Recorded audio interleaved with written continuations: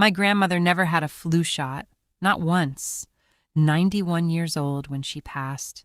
And in that entire time, I cannot remember her missing a single week to being sick. Meanwhile, I catch practically everything that goes around my office. And last month, sitting in my doctor's office getting yet another round of "your inflammation markers are a little high," I finally asked her directly, why was my grandmother's generation so much harder to knock down than mine? What she said next is the reason I'm making this video. She didn't laugh it off, which honestly surprised me. She sat back in her chair and said, genuinely, a lot of what we're now telling patients to do, she was probably already doing, decades before we had the research to back it up. That sentence has been sitting in my head for weeks. So I went home and actually made a list, everything I remember about how my grandmother lived, and I started checking each one against what's actually being said in modern medicine now. Not old wives' tales, actual current medical consensus. 5 things came up. And every single one of them, my grandmother did as a matter of course, without a single study to justify it, decades before anyone was calling it healthy. Point 1. The first one is movement but not exercise the way we think of it now. She never once stepped foot in anything resembling a gym. What she did instead was move constantly, all day, in small ways nobody would have called a workout, walking to the store instead of driving, gardening for an hour most evenings, standing to cook 3 meals a day instead of sitting through most of her waking hours the way I do. There's a growing body of research now on something called NEAT, non-exercise activity thermogenesis, basically all the small movement throughout your day that isn't formal exercise, and it turns out that kind of constant low-level movement may matter more for long-term health than an hour at the gym followed by 10 hours sitting. She never knew that term. She just lived it, because sitting all day wasn't really an option in her life. Point 2. Second thing, she almost never ate anything with an ingredient list longer than what was actually in her kitchen. I mean that literally. Butter, flour, eggs, real meat, vegetables from a garden or a market.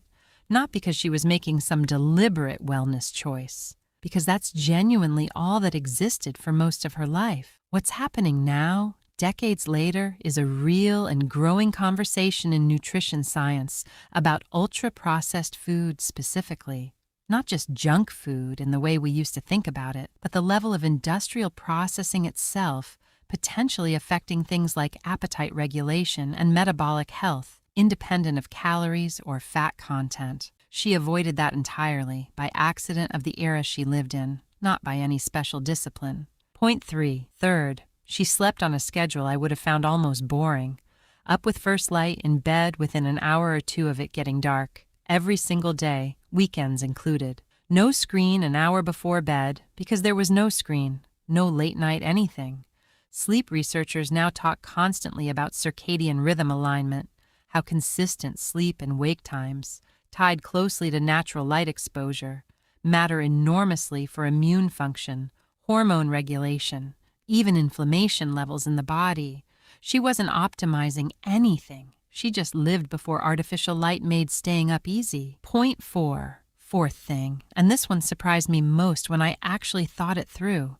She had a small, tight community around her. Neighbors she saw daily. Church on Sundays she never missed.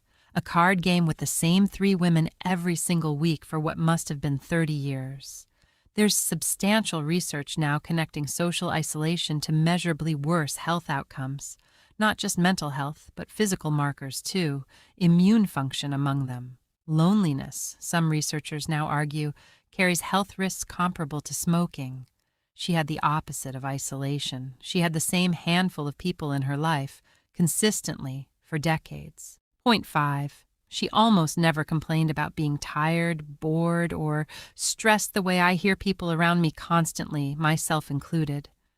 I don't think this is because her life was easier.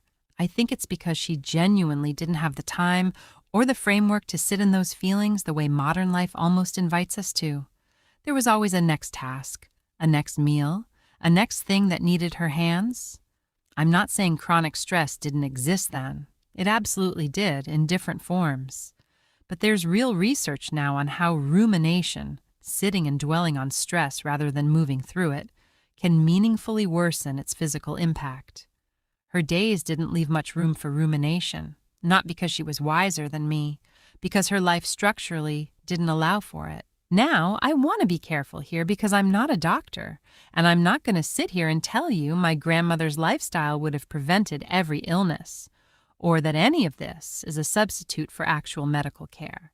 She lived in a different era with different risks too, risks we don't have anymore, some medical care she didn't have access to that I do.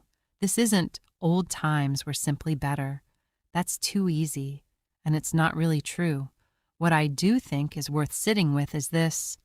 Several things she did entirely without trying to be healthy, without a single wellness trend behind her, are things modern medicine is now independently arriving at as genuinely important. That's not nostalgia talking. That's just an interesting, slightly humbling coincidence worth paying attention to. I asked my doctor at the end of that appointment whether she thought any of this was actually something I could realistically do.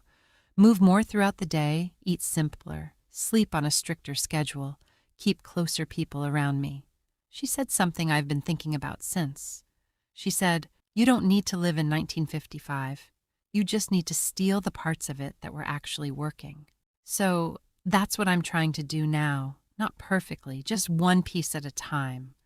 If your own grandmother or someone in your family lived this way too, I'd love to hear what you remember about it in the comments. And if you've made any changes like this yourself, tell me what actually stuck. Because I think we could all use a shorter list and a little more honesty about what's actually working. Thank you for watching this one.